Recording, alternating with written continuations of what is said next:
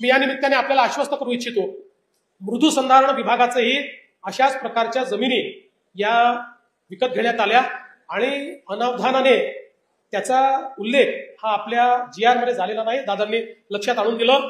पुढच्या 8 दिवसामध्ये गिरीश भाऊ हा GR आपण काढू आणि मृदूसंधारण विभागाच्याही आपल्या शेतकऱ्यांना निश्चितपणे या संदर्भात जी काही मदत आपल्याला करायची आहे ती मदत आपण करणार आहोत. खरं म्हणजे प्रकल्पग्रस्तांचं आपण महामंडळ देखील काढलंय. आता त्या महामंडळाला मोठं भाग भांडवल देऊन प्रकल्पग्रस्तांच्या मुलांना त्या ठिकाणी उद्योगधंद्याकरता कर्ज कसं देता येईल बिनव्याजी, अशा प्रकारचा आमचा प्रयत्न आहे की त्यातनं तेही कशा प्रकारे आपल्या पायावर उभे राहू शकतील. एक अजून मुद्दा आपण मांडलेला आहे की 5%ची अट ही 15% न्यावी. मी जरूर आपल्याला सांगतो, मी पडताळून पाहिल. आज मला त्याची कायदेशीर बाजू माहित नाही, त्यामुळे मला घोषणा करता येत नाही.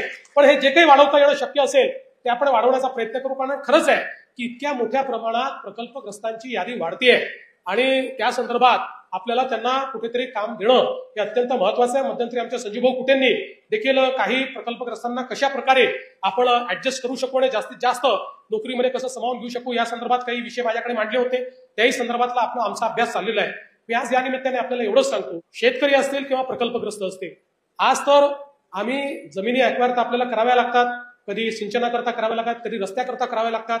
पण मी मुख्यमंत्री असताना कायदाच असा केला आहे की कुठलंही सरकार आलं तरी आता कमी पैशामध्ये ऍक्विजिशन करूच शकत नाही, त्याला योग्य मोबदला हा द्यावाच लागेल. आणि आज परिस्थिती अशी आहे की आम्ही आता ज्यावेळी एखादी ऍक्विजिशनची घोषणा करतो तर बावनकुळे साहेब त्याचे साक्षीदार आहे की आता शेतकरी आमच्याकडे येतात की भाऊ रस्ता आमच्याही जमिनीतनं घेऊन जा, कारण इतके पैसे आम्ही टॅक्स फ्री पैसा देतो, इतका पैसा आम्ही देतो की शेतकरी म्हणतात भाऊ आमच्याही जमिनीतनं आता तुम्ही त्या ठिकाणी रस्ता घेऊन जा. 2च गोष्टी या निमित्ताने सांगणार आहे. अनेक वेळा माझ्या लक्षात येतं की आम्ही ऍक्विजिशनची घोषणा केली, शेतकऱ्यांचं बिचाऱ्यांचं लक्ष नसतं आणि कोणीतरी धन्ना सेट येतो आणि त्या शेतकऱ्यांकडनं जमिनी विकत घेतो आणि त्यानंतर 4 पट 5 पट पैसे तेही टॅक्स फ्री तो त्या जमिनीवर कमवतो. त्यामुळे लक्षात असू द्या, ज्या ठिकाणी ऍक्विजिशन आहे त्या ठिकाणी कृपया जमिनी विकू नका.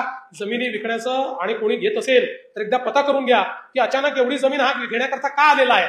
कारण आमची इच्छा आहे की 2 पैसे जर जास्त मिळणार असतील तर ते शेतकऱ्यांना मिळाले पाहिजेत, ते व्यवसाय करणाऱ्यांना मिळणं हे काही योग्य नाही आहे. त्यामुळे या दृष्टीने देखील आपण सगळ्यांनी सजग राहिलं पाहिजे. दुसरी गोष्ट मी आपल्याला सांगतो, या प्रकल्प म्हणजे 6 ते 13तला शेवटचा शेतकरी जोपर्यंत पैसे मिळत नाही तोपर्यंत आम्ही योजना बंद होऊ देणार नाही.